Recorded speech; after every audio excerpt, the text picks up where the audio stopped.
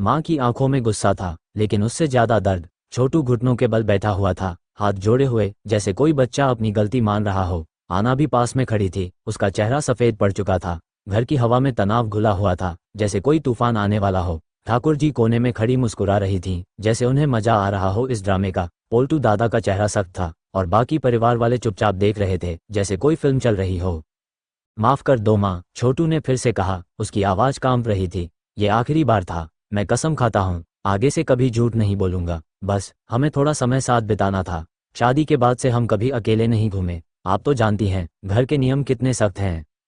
माँ ने गहरी सांस ली। उनका नाम था सरला देवी, घर की मालकिन, जो हमेशा परंपराओं की रक्षा करती थी। उनके बाल सफेद हो चुके थे, लेकिन आंखों में वो तेज अब भी था जो पूरे परिवार को काबू में रखता था। छोटू, तू मेरा बेटा है, उन्होंने धीरे से कहा, लेकिन उनकी आवाज में ठंडक थी। पर तूने आज जो किया वो सिर्फ झूठ नहीं, धोखा है। परिवार की इज्जत पर दाग लगाया है तूने। और ये बहू, उन्होंने आना की तरफ देखा, तूने तो सच बोल दिया, लेकिन पहले क्यों नहीं रोका इसे? दोनों मिलकर ये खेल खेल रहे थे।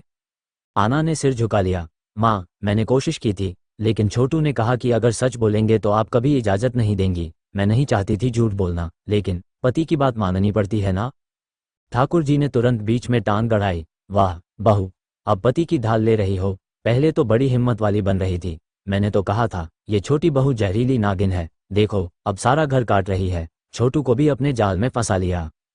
पोल्टू दादा ने ठाकुर जी को चुप रहने का इशारा किया, लेकिन खुद बोले, माँ, छोटू गलत है, लेकिन अब क्या? सजा दो इसे, घर से बाहर निकलने की इजाजत मत दो, और बहू को भी समझाओ कि घर की मर्यादा क्या होती है। घर में सन्नाटा छा गया। सरला देवी उठी और छोटू के कंधे पर हाथ रखा। उठ जा बेटा, माफ कर दिया, लेकिन याद रख, अगली बार ऐसा हुआ तो घर से निकाल दूंगी। और आना, तू अब से मुझसे बात करके ही कोई फैसला लेगी, समझी? छोटू और आना ने राहत की सांस ली, लेकिन यह शांति ज्यादा देर नहीं टिकी। अगले दिन सुबह घर में नई हलचल मच गई। ठाकुर जी ने रात भर सोचा था, और अब वो अपनी साजिश रचने लगी। वो जानती थी कि छोटू परिवार का छोटा बेटा है, लेकिन उसकी शादी से घर की डायनामिक्स बदल गई थी। ठाकुर जी, जो पोल्टू की पत्नी थी, हमेशा छोटू से जलती थीं क्योंकि सरला देवी छोटू को ज्यादा लाड़ करती थीं। अब यह मौका था छोटू को नीचा दिखाने का। सुबह की चाय पर जब सब बैठे थे, ठाकुर जी ने बात छेड़ी। भाभी, कल की बात तो माफ कर दी आपने, लेकिन सोचिए, अगर मोहल्ले में पता चल गया तो लोग क्या कहेंगे? छोटी बहू बाहर घूम रही है, रेस्टोरेंट में कैंडल लाइट डिनर, छी, हमारे खानदान की इज्जत। सरला देवी ने चाय का घूंट लिया। ठाकुर जी, अब छोड़ो, बच्चे हैं, गलती कर बैठे। लेकिन ठाकुर जी कहाँ मानने वाली। नहीं भाभी, मैं तो कहती हूँ छोटू को ऑफिस से छुट्टी लेनी चाहिए। घर पर रहकर परिवार की सेवा करे, और बहू को किचन में रखो, बाहर निकलने की आदत छूट जाएगी। छोटू, जो पास में बैठा था, गुस्से से लाल हो गया। ठाकुर जी, आप क्यों बीच में बोल रही हैं? माँ ने माफ कर दिया है। अरे वाह, अब छोटू भी जवाब दे रहा है। देखा भाभी, ये बहू का असर है, पहले तो ऐसा नहीं था। आना किचन से चाय लेकर आई और ये सुनकर रुक गई। उसने छोटू की तरफ देखा, जैसे कह रही हो कि चुप रहो, लेकिन छोटू का गुस्सा फूट पड़ा। बस करो ठाकुर जी, आप हमेशा मुझे टारगेट करती हो। पोल्टू दादा से जलती हो क्या? वो तो आपका अपना बेटा है। पोल्टू दादा ने हंसकर कहा, छोटू शांत हो जा, ठाकुर जी बस चिंता कर रही हैं। लेकिन ठाकुर जी का चेहरा बदल गया। जलती हूँ मैं? अरे, मैं तो परिवार का भला चाहती हूँ। तू तो बस बहू के पीछे भाग रहा है। ऑफिस जाता है, लेकिन काम क्या करता है? प्रमोशन की बात करता है, लेकिन अभी तक कुछ हुआ नहीं। सरला देवी ने बीच में रोका। बस, अब चुप हो जाओ सब। छोटू, तू ऑफिस जा। आना, आज से तू मेरे साथ बाजार जाएगी, घर की खरीदारी सिखाऊंगी। दिन बीता, लेकिन शाम को नया ट्विस्ट आया। छोटू ऑफिस से लौटा तो देखा घर में मेहमान आए हुए हैं। आना की माँ और बहन। आना की माँ, जिनका नाम था कमला, गुस्से में थी। सरला जी, क्या हो रहा है आपके घर में? कल आपने फोन किया, कहा कि आना यहाँ आई है, लेकिन आना तो बाहर घूम रही थी। अब सुना है झूठ पकड़ा गया। मेरी बेटी को बदनाम कर रही हो। सरला देवी ने शांत रहकर कहा, कमला जी, बच्चे गलती कर बैठे, माफ कर दिया है। लेकिन कमला ने आना की तरफ देखा। आना, तू ठीक है ना? ये लोग तुझे तंग तो नहीं कर रहे? आना ने मुस्कुराकर कहा, नहीं माँ, सब ठीक है। ठाकुर जी ने मौका देखा और बोली, अरे कमला जी, आपकी बेटी तो बड़ी मॉडर्न है, बाहर घूमना, मूवी देखना, हमारे घर में ऐसे नहीं चलता। कमला का गुस्सा भड़क गया। क्या मतलब? मेरी बेटी पढ़ी लिखी है, कॉलेज गई है, तुम्हारे घर के नियम पुराने हैं। बात बढ़ गई। सरला देवी ने बीच बचाव किया, लेकिन ठाकुर जी ने आग में घी डाला। देखो, अब सास भी आ गई, अब देखना क्या ड्रामा होगा। रात को जब मेहमान चले गए, छोटू और आना अपने कमरे में थे, लेकिन कमरा अलग था क्योंकि सरला देवी ने कहा था कि आना उनके साथ सोएगी। छोटू अकेला था, सोच रहा था, ये सब मेरी गलती है, आना को कितना सहना पड़ रहा है। अगले दिन छोटू ने फैसला किया कि वो सरला देवी से बात करेगा। माँ, मुझे आना के साथ समय बिताने दो, हम शादीशुदा हैं, जेल जैसे नियम क्यों?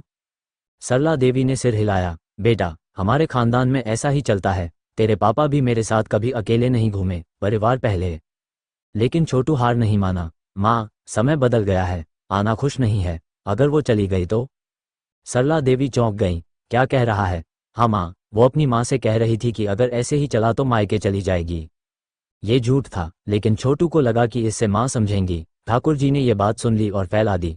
शाम को परिवार मीटिंग हुई। पोल्टू दादा बोले, छोटू, अगर बहू जाना चाहे तो जाने दो, लेकिन खानदान की इज्जत बचाओ। आना ने सुना तो रो पड़ी। मैं कहीं नहीं जा रही, लेकिन ये सब क्यों? ड्रामा बढ़ता गया। ठाकुर जी ने गुपचुप तरीके से मोहल्ले में बात फैला दी कि छोटी बहू बाहर घूम रही है। अगले दिन पड़ोसियों ने ताने मारने शुरू कर दिए। सरला देवी को पता चला तो गुस्सा ठाकुर जी पर आया। तूने क्यों फैलाया? ठाकुर जी ने इनकार किया। मैंने नहीं, शायद आना की माँ ने। लेकिन सच निकला कि ठाकुर जी ने ही किया था। सरला देवी ने ठाकुर जी को डांटा। तू जलती है छोटू से, क्यों?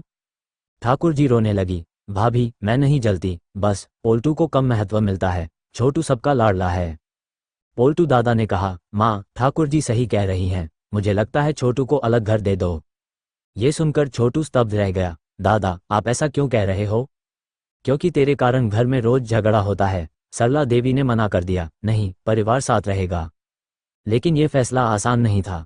अगले हफ्ते छोटू के ऑफिस में प्रमोशन की बात आई। वो खुश था, लेकिन घर का तनाव उसे परेशान कर रहा था। आना ने कहा, छोटू, चलो कहीं दूर चले जाएं, नया घर बना लें। छोटू ने सोचा, लेकिन माँ समझ जाएंगी। उन्होंने प्लान बनाया, लेकिन ठाकुर जी ने फिर साजिश रची। उसने पोल्टू को भड़काया कि छोटू प्रमोशन की पार्टी देगा, लेकिन परिवार को नहीं बुलाएगा। पोल्टू ने छोटू से झगड़ा किया, तू खुदगर्ज है। छोटू ने सफाई दी, लेकिन बात नहीं बनी। आखिरकार छोटू ने सरला देवी से कहा, माँ, मुझे अलग रहने दो, आना खुश नहीं है। सरला देवी रो पड़ी। बेटा, मत जा, मैं बदलूंगी नियम। और यहीं से बदलाव शुरू हुआ। सरला देवी ने ठाकुर जी को चेतावनी दी कि अगर फिर से साजिश की तो घर से निकाल देंगी। पोल्टू ने माफी मांगी। घर में नए नियम बने, पति पत्नी को समय बिताने की इजाजत, बाहर घूमने की आज़ादी, लेकिन परिवार की इज्जत का ख्याल रखते हुए। आना और छोटू ने पहली बार असली कैंडल लाइट डिनर किया, घर की छत पर। ठाकुर जी ने देखा और मुस्कुराई। शायद अब वो समझ गई थी कि जलन से कुछ नहीं मिलता। परिवार फिर से खुश हो गया, लेकिन ये सिर्फ शुरुआत थी। आगे और चुनौतियां आने वाली थीं, जैसे आना की प्रेगनेंसी की खबर और ठाकुर जी का नया प्लान। लेकिन फिलहाल घर में शांति थी।